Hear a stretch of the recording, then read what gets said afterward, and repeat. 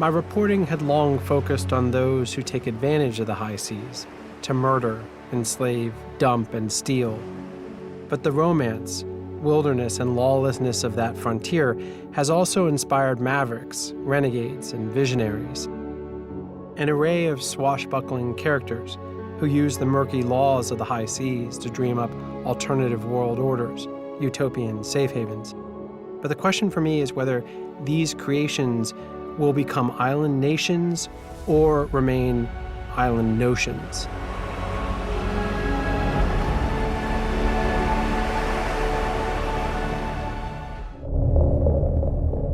Two-thirds of the planet is covered by water. It's our planet's wildest frontier, breathtaking as much as it is vital to all life. A place of discovery and endless reinvention, a metaphor for freedom, as well as a profoundly dystopian realm where the darkest of all humanities play out.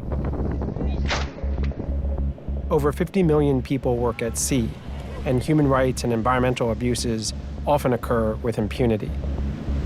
Six people are sleeping in here. So hot. I've never ever seen this bad. My name is Ian Urbina. As a journalist, I've spent the past decade reporting from this lawless frontier. I run an investigative journalism organization called the Outlaw Ocean Project that reports about crimes happening in this space.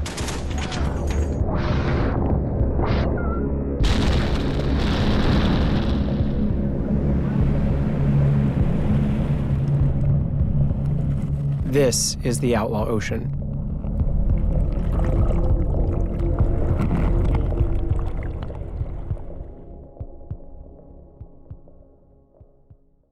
This is Radio Caroline. It's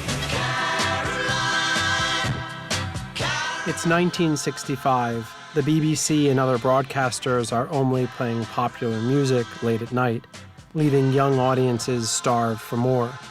Rogue DJs turn to the Outlaw Ocean. Aboard ships in the rough North Sea, just beyond the reach of British laws, pirate radio stations are born. They quickly attract millions of listeners. Millions of kids have learnt to say, "I love Caroline" on 199, and they lap it up from 6 in the morning until 8 o'clock at night. One such pirate broadcaster was Paddy Roy Bates. He took this legal quirk a step further.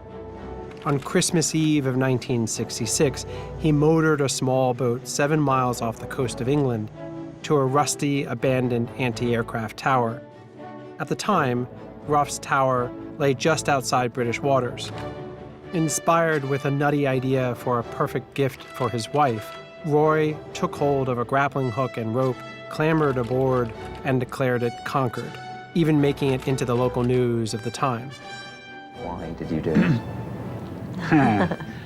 Well, I'm not very introspective, really, and I never really look for the reasons why I do a lot of. I suppose I'm a maverick.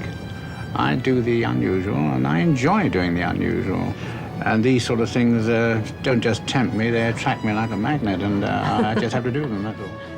He named the disused platform just outside Britain's territorial waters Sealand. It didn't look like much, but now it was his, and his alone.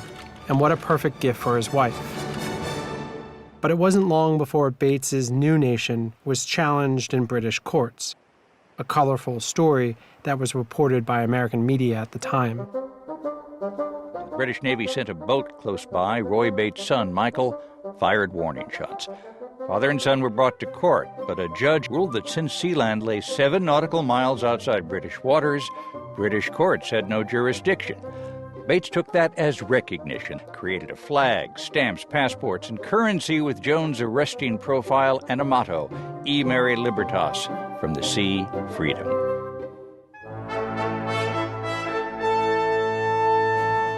The improbable creation story of the world's tiniest maritime nation was a thumb in the eye of international law.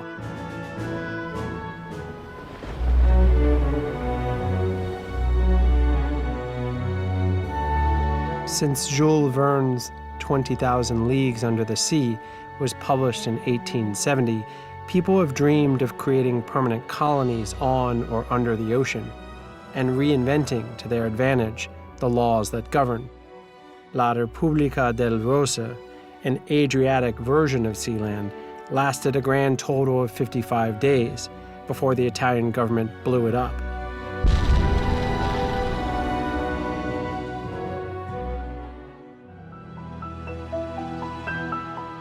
Today, the movement to reconquer the oceans has received a new boost from Silicon Valley and Bitcoin investors. The Seasteading Institute envisions water worlds where governments are selected in an open market, taxes can be waived, and climate change can be hacked. We just need to reopen the frontier by building floating cities, city-states on the ocean. And the goal of this is to transform the entire government industry.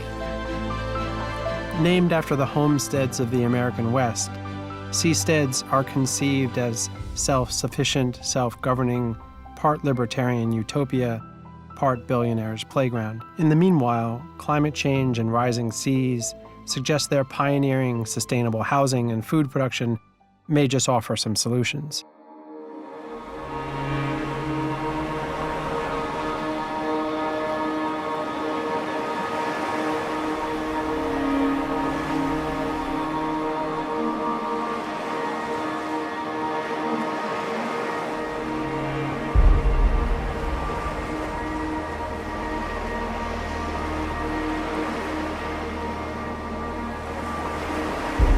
This is an amazing opportunity for humanity to redream society. This is not just about exploring and finding new territory or creating micronation states. We are talking about entire new ways of organizing society with no fixed borders, no divisions, and no limitations. I invite you to journey back to our roots. We came from the ocean, and we will go back to the ocean.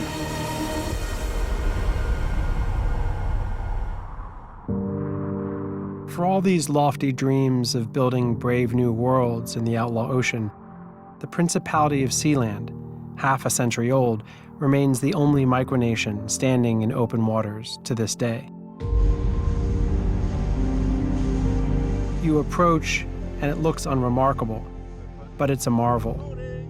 Partially because every other experiment of this sort throughout history has failed within a matter of years. The way you enter this rusty kingdom feels unsafe and slightly ridiculous, but it was so fitting to the rest of the experience.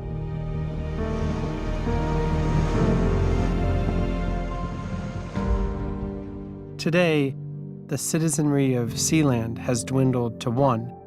It's this guy named Michael Barrington, who sits out there 24/7 by himself and keeps watch. Barrington, who first came to Sealand 33 years ago after working on pirate radio stations, calls it a big man cave.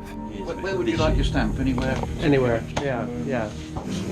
And who passes out here? Mostly fishing boats, or who comes by here? Pilot boats every day. Okay. We've got fishing boats as well. Apart from that, not a lot else. Yeah.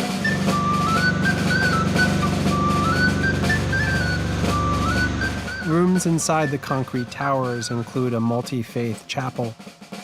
Some are below the waterline, and there's a constant sound of sloshing. I think we're underwater now, but... Oh, is that right? Just flip the switch on. A small prison cell with an iron bedstead once housed the state's only prisoner in 1978 during an attempted coup. These guys came out of the in helicopter. I was here on my own. They came down on the winch market, waving away, one from left to another. I ended up being locked in a room for 3 or 4 days with no food or water.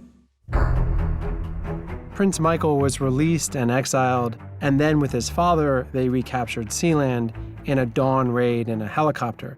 Though they released the mercenaries, they held on to the businessman's lawyer, accusing him of treason. Mr. Putz pleaded guilty to a charge of treason. He was eventually freed after a German diplomat came out to investigate, as reported on a local news program. If we had a case of treason to deal with, we would use this as a courtroom, because the jail's down there, and then we could have Africa in there or whatever, so that's the chapel. So when we execute the part, we can do that. Oh, this is flawless. bloody weirder and weirder every floor he's going down. Yeah, seriously.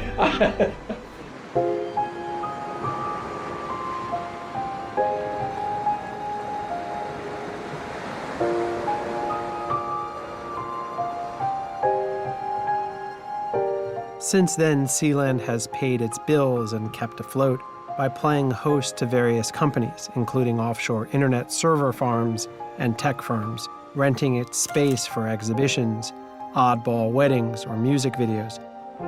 But one thing was clear to Bates. Sealand was born not out of thievery, but out of conquest, and its governance would remain firmly rooted in ethics and law. Kind of child porn, kiddie Right. kind of terrorism. Right. If you want to be a country, you've got to act like a country. Acting like a country and a bit of morality. Right. Yeah. Taking advantage of a gap in international law, Sealand had grown old, while other attempts at seasteads never made it far beyond what-if imaginings. Perhaps the true secret to Sealand's survival was its limited aspirations. It had no territorial ambitions. It wasn't seeking to create a grand caliphate. In the view of its powerful neighbors, Sealand was merely a rusty kingdom, easier to ignore than to eradicate.